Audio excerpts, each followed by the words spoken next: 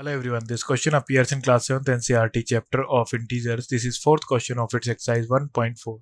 So the question says that write 5 pairs of integers a comma b such that a divided by b is equal to -3. One such pair is 6 minus 2 because 6 divided by -2 is equal to -3. So हमें a से ही 5 pairs और लिखने हैं. So हमारे पास हो जाएंगे 15 -3 -5. सो हो जाएगा 15 divide by -5 is equal to -3. Then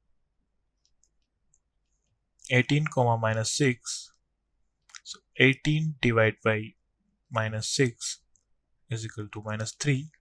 So हो जाएगा first, second, then third. 21 divided by -7. So हो जाएगा 21 divided by -7 is equal to -3. And fourth, 24 -8. 24 divided by -8 is equal to -3. And fifth pair is 27 -9. So 27 divided by -9 is equal to -3.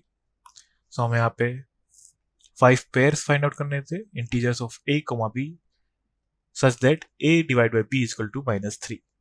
So हमारे पास pairs जाएंगे 15 -5, 18 -6, 21 -7, 24 -8 and 27 -9. Thank you.